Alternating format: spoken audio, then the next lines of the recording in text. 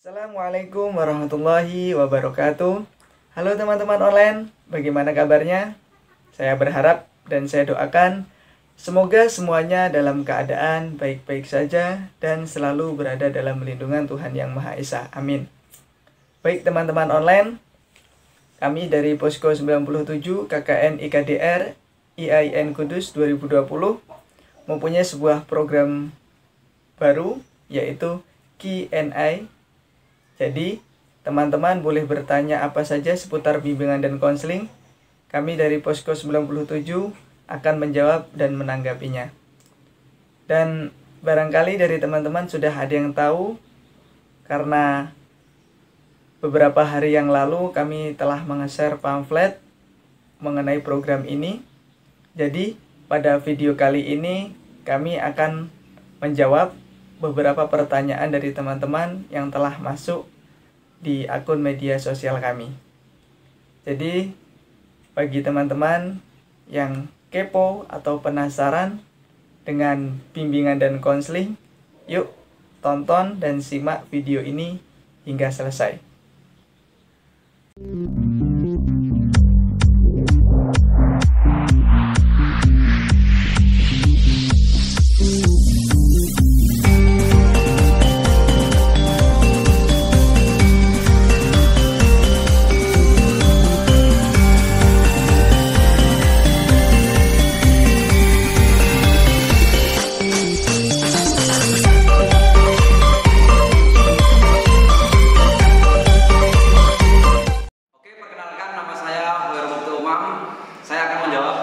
Pertanyaan dari Mbak Devi. Pertanyaannya melalui chat, yaitu tantangan zaman tak luput dengan kecanggihan teknologi, di mana kita harus hidup berdampingan dengan teknologi dan juga menjadi musuh jika kita tidak bijak dalam memanfaatkannya. Di sisi lain, dalam dunia konseling pun harus mengikuti perkembangan zaman, terutama dalam situasi seperti ini. Bagaimana standar dalam praktek konsultasi, bimbingan dan konseling berbasis ilmu teknologi.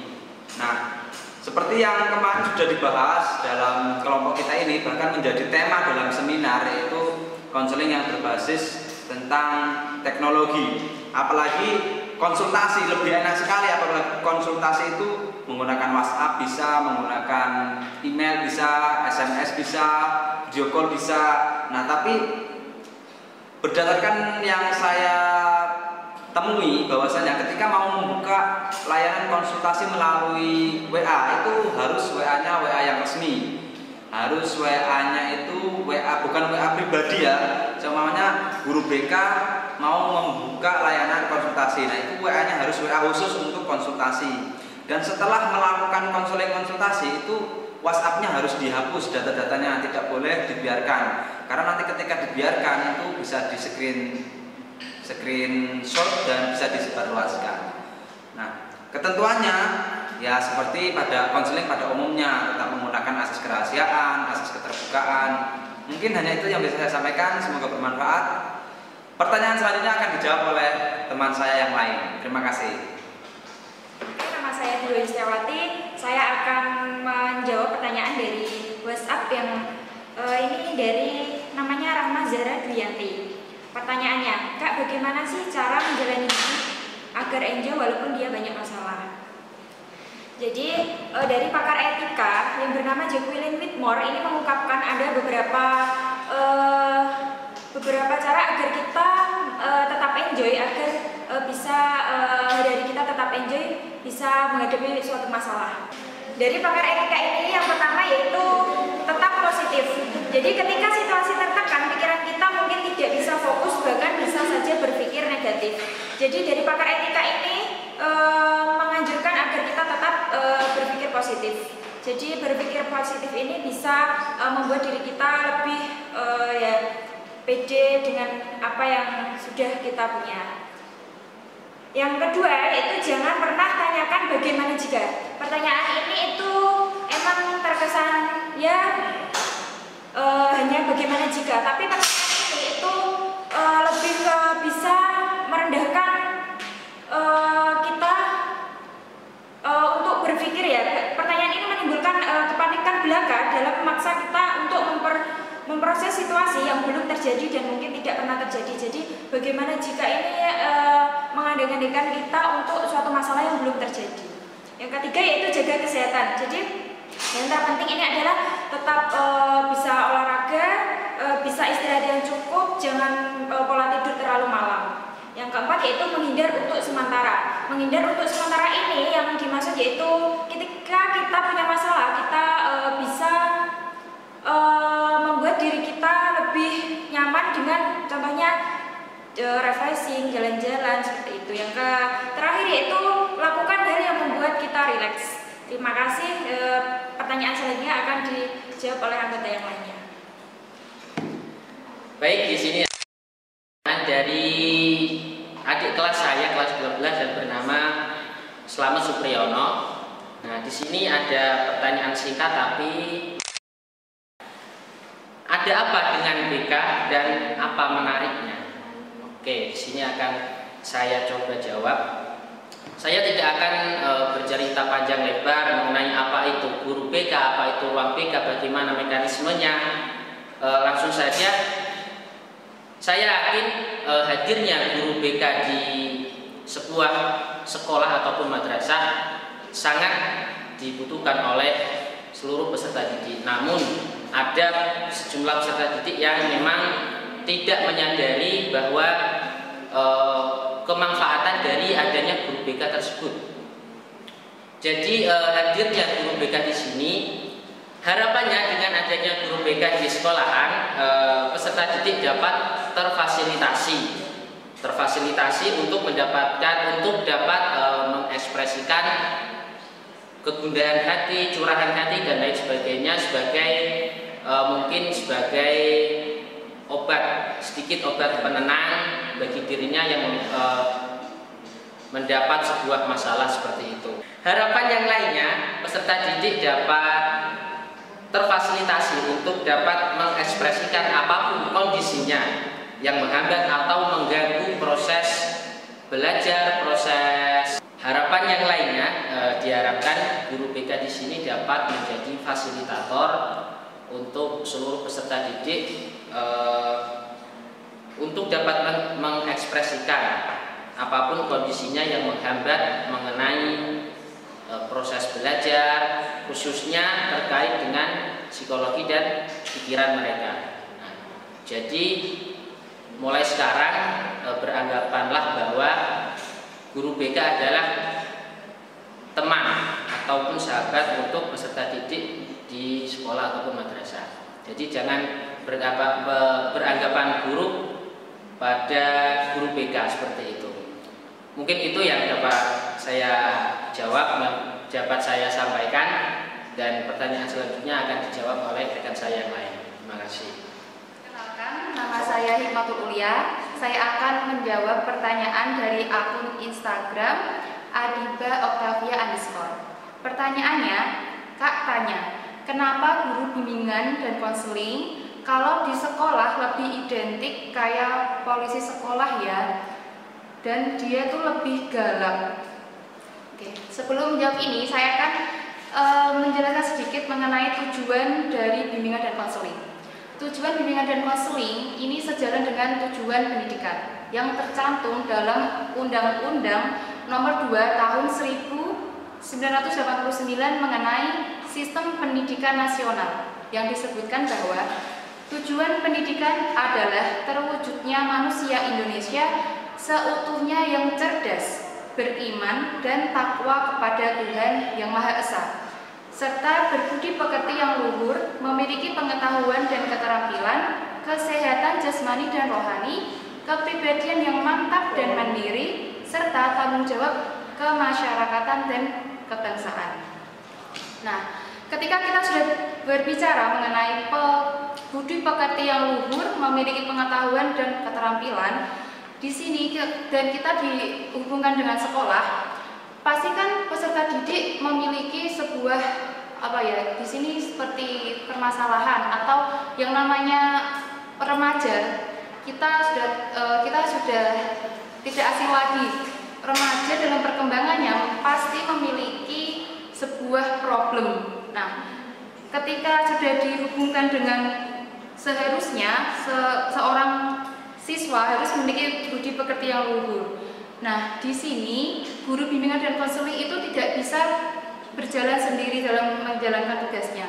Guru bimbingan dan konseling ini berkolaborasi dengan guru mata pelajaran serta kepada kepala sekolah dan pada waka kesiswaan. Nah, maka dari itu, ketika guru bimbingan dan konseling ini dianggap sebagai guru yang galak, berarti di sini guru bimbingan dan konseling sedang berkolaborasi dengan waka kesiswaan. Ya, kita sudah tahu sendiri bahwa waka kesiswaan ini kan tugasnya itu mengenai apa saja yang ada dalam peserta didik. Ketika guru bimbingan dan konseling ini berkolaborasi dengan waka kesiswaan, nah kemudian waka kesiswaan itu sedang bertugas sebagai seorang yang di sini bisa dibilang menertibkan peserta didik. Pastikan guru bimbingan dan konseling diikut sertakan, karena sudah di dalam tujuan pendidikan itu, tujuan bimbingan dan konseling juga membantu peserta didik agar berbudi pekerti yang luhur. Nah, maka dari itu ketika guru bimbingan dan konseling berkolaborasi dengan waka kesiswaan dan kemudian harus tegas, di sini lebih terlihat galaknya. Padahal guru bimbingan dan konseling itu tidak galak, teman-teman, karena sebenarnya BK itu harusnya itu berhati seperti peri. Nah, jadi kalau bisa dikatakan kenapa kok kayak polisi sekolah, berarti ketika guru bimbingan dan konseling itu berkolaborasi dengan waka kesiswaan dalam menertibkan peserta didik. Mungkin itu jawaban dari saya. Mungkin hanya itu yang bisa saya sampaikan dan akan dilanjutkan oleh anggota kelompok saya yang lain. Terima kasih. Nama saya Nurul Aini Junaidi. Saya akan menjawab pertanyaan dari WhatsApp ya. Ini chat dari Mbak Ulia. Yang pertanyaannya yaitu tapi ini dengan bahasa Jawa ya. Piye caranya biar bisa semangat belajar terus, Mbak? Ya, bisa saya bahasa Indonesiakan, yaitu gimana caranya bisa semangat belajar terus. Di sini saya ada beberapa tips yang bisa dilakukan. Di sini saya mau menjelaskan terlebih dahulu dalam belajar. Tadi pertanyaannya yaitu dengan belajar. Semangat dalam belajar. Belajar ini merupakan salah satu hal yang penting yang selalu dilakukan. Dari ketika kita lahir kan sudah belajar, sampai kita masih kuliah lahir juga kita harus belajar. Gitu. Di sini ada beberapa tips dan trik untuk meningkatkan belajar. Yang pertama yaitu membuat agenda belajar. Langkah yang pertama yang dilakukan yang paling penting itu adalah membuat agenda belajar. Agenda belajar ini merupakan membuat waktu belajar, yaitu waktu yang untuk mengatur belajar dan materi apa yang ingin kita pelajari terlebih dahulu. Yang kedua yaitu menentukan gaya belajar. Banyak gaya belajar yang dilakukan oleh beberapa orang, yaitu ada audio, ada audio visual, ada visual gitu. Kalau saya itu biasanya dengan gaya belajar audio, tapi terkadang juga visual juga. Jadi ya tergantung dengan mata pelajarannya sendiri, itu lebih enak menggunakan audio atau menggunakan visual. Itu. Yang ketiga yaitu istirahat. Istirahat ini sangat penting dalam belajar. Contohnya ketika kita mau belajar, tapi kita sangat merasa ngantuk, merasa lelah, itu kan pastikan belajar kita nggak seefektif mungkin lah, malah kita lebih ke apa sih belajar nanti gitu kan. Itu kan ya membuat jadi belajar kita undur-undur gitulah. Yang keempat yaitu menghindari gangguan belajar.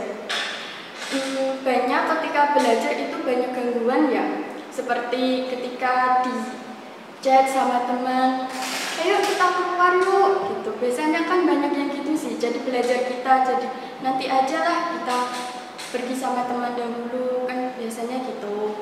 Terus ketika belajar bosan malah main game dulu gitu. Tapi ya termasuk main game itu juga bisa untuk memfreshkan otak dulu sih. Karena juga biasanya saya gitu, kalau belajar sudah bosan itu main game dahulu. Setelah game kita selesai, kita lanjut belajar lagi. Itu bisa efektif, tapi tergantung dengan orangnya sendiri. Terus yang kelima yaitu cari suasana yang tepat. Suasana yang tepat ini itu merupakan suasana yang tepat yang kita inginkan. Itu biasanya kan banyak orang kan dengan menggunakan suasana yang ramai, biasanya ada suasana yang sepi gitu. Kalau biasanya saya itu ya biasanya emang terkadang di kamar sepi gitu, tapi biasanya juga saya di keramaian karena sudah bosan di kesepian gitu. Terus yang keenam yaitu belajar bersama teman. Belajar bersama teman ini bisa meningkatkan belajar kita sih, karena biasanya kan teman kan, ayo kerjakan ini dahulu yuk gitu. Biasanya kan kita kerjakan bareng-bareng gitu, jadi kan lebih semangat belajarnya, bukan mengerjakan sendiri, itu kan ya lebih bosan lah.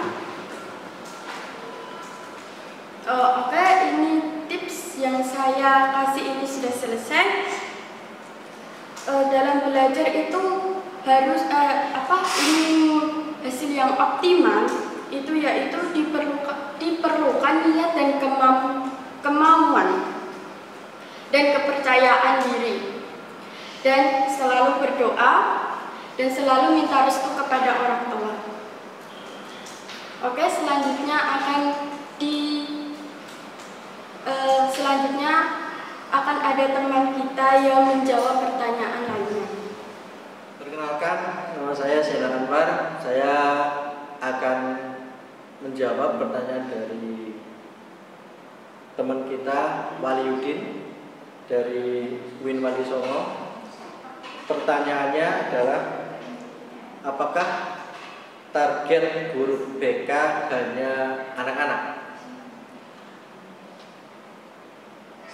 Menurut saya, kalau melihat dari guru BK-nya, pasti hanya ditujukan hanya untuk anak-anak. Sebab yang namanya guru pasti ada siswa. Tapi kalau dilihat dari cara bagaimana konselor guru BK untuk menyelesaikan sebuah masalah bisa ditujukan oleh masyarakat. Nah, dengan pendekatan-pendekatan yang sama, yang sesuai dengan ketika guru BK atau konselor menyelesaikan masalah siswanya. Itu yang dapat saya jawab dari pertanyaan teman kita Waliudin. Kemudian akan dilanjutkan oleh teman saya dari Posko 97 KKN IKDN IAIN Kudus. Perkenalkan, nama saya Rahayuni Ilyas. Saya akan menjawab pertanyaannya Mbak Ami dari via WhatsApp, yaitu, Mbak, apakah bisa seorang tokoh agama itu bisa menjadi guru BK di SMA? Begini ya, yang namanya guru atau pendidik maupun pengajar itu di dalam negara kita sendiri, di Indonesia sendiri sudah ada undang-undangnya yang mengenai pendidik itu harus minimal S1 linear pendidikan. Nah, di sini, namun realitanya di negara kita sendiri itu masih banyak sekali sekolah-sekolahan yang tidak sesuai dengan faktanya. Seperti yang dicontohkan Mbak Ami, pada beliau itu seorang tokoh agama atau sebut saja kiai gitu ya. Nah, kalau bisanya bisa sih, cuman begini, seorang guru yang tidak sesuai dengan liniernya pasti akan asal-asalan, tidak maksimal, terus juga agak-agak kayak gitu.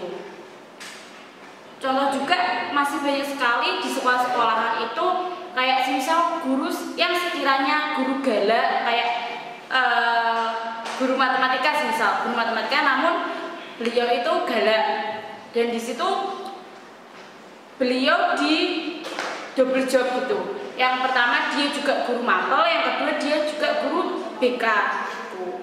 Dan malahan yang dia lakukan di dalam guru BK tersebut bukan sesuai dengan kode etik ke-BK-an, namun melainkan seperti polisi sekolah gitu. Jadi kalau pertanyaannya kiai atau tokoh agama itu bisa nggak sih jadi guru BK? Bisa, namun kurang maksimal. Yang kedua asal-asalan, yang ketiga pastinya tidak menggunakan layanan-layanan yang sesuai di dalam ke-BK-an gitu.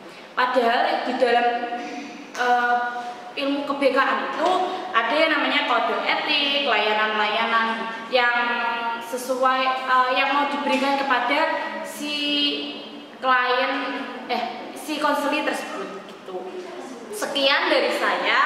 Apabila nanti masih ada tanda tanya lagi, bisa japri atau komen di channel ini. Sekian. Perkenalkan, nama saya Ruwaidah. Di sini saya mau menjawab pertanyaan dari Ahmad Faiz Maulana Hakiki melalui via WhatsApp. Pertanyaan gini, BK itu apa sih? Aku jawab dong, BK itu bimbingan konseling. Nah, dijawab lagi, iya aku tahu. Maksudnya dari segi historisnya BK itu apa? Gini, historis itu kan sejarah sih. Nah, sejarah di sini saya mau membicarakan sejarah BK di Indonesia. Jadi, sejarah BK di Indonesia itu gini, pelayanan konseling dalam sistem pendidikan Indonesia mengalami beberapa perubahan. Pada kurikulum tahun 1984 semula disebut BP atau bimbingan penyuluhan. Nah, kemudian pada kurikulum tahun 1994 berganti nama menjadi BK atau bimbingan dan konseling, dan itu berlaku sampai sekarang, guys. Nah, jadi gini, layanan BK sudah mulai dibicarakan di Indonesia sejak tahun 1962. Namun, bimbingan dan konseling baru diresmikan di sekolah di Indonesia ini sejak diberlakukan kurikulum tahun 1975. Dan selanjutnya disempurnakan ke dalam kurikulum tahun 1984 dengan memasukkan bimbingan karir di dalamnya. Dan perkembangan BK perkembangan BK semakin meluas, semakin terkenal dan semakin pokoknya mantap itu pada tahun 2001. Dan perlu diketahui, bimbingan dan konseling itu proses interaksi antara konselor dengan konseli, baik melalui langsung maupun tidak langsung. Dan di sini BK itu dalam rangka untuk membantu konseli agar dapat mengembangkan potensinya dan ataupun dapat memecahkan permasalahan yang ada di dalam dirinya. Oke guys, itu pertanyaan yang sudah saya jawab. Selanjutnya akan dilanjutkan oleh teman saya. Oke, perkenalkan, nama saya Ina Yulaika Ramadhani. Sekarang saya akan menjawab pertanyaan dari akun Instagram @subkamuha. Pertanyaannya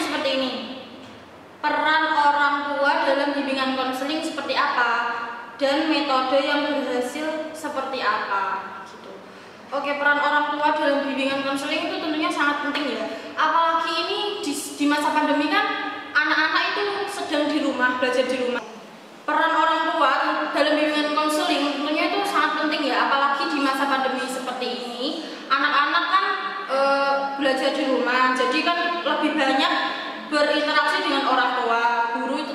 Guru kan hanya berinteraksi lewat online saja, jadi lebih banyak orang tua gitu loh. Dan orang tua itu bisa menjadi pemandu atau penyemangat bagi anak-anak gitu. Misalkan di sekolah yang bisa menjadi pengawas bagi anak kan hanya guru, dan guru tidak bisa menjadi 24 jam mengawasi anak tersebut. Jadi peran orang tua sangat dibutuhkan ketika anak sudah pulang ke rumah gitu. Jadi dan tentunya orang tua juga harus punya komunikasi yang baik terhadap guru bimbingan konseling itu sendiri. Apabila orang tua kurang komunikasi terhadap guru bimbingan konseling, nanti dikhawatirkan itu permasalahan anak itu kurang terbantu gitu, kurang maksimal dalam mencari solusi. Nah, yang bisa dilakukan orang tua dalam untuk membantu anaknya dalam proses bimbingan konseling, yang pertama itu orang tua harus menjalin komunikasi yang baik dengan guru ataupun guru BK ataupun pihak sekolah lainnya. Terus kemudian orang tua itu harus menjalin komunikasi yang baik juga dengan anak, menjadi sahabat anak, menjadi pendengar yang baik, tidak selalu marah-marah, tidak selalu menghakimi anak seperti itu. Dan orang tua itu bisa menjadi penyemangat dan menjadi inspirator untuk anaknya. Kemudian orang tua itu menjadi pendukung nomor 1 minat bakat yang dimiliki oleh anak, seperti itu. Begitu yang bisa saya sampaikan, kurang lebihnya mohon maaf. Selanjutnya pertanyaan selanjutnya akan dilanjutkan oleh teman saya. Nama saya Analia Lutfinafis. Saya di sini akan menjawab pertanyaan yang ada di WA dari Dek Zahra. Pertanyaannya seperti ini, apakah tugas dari guru BK?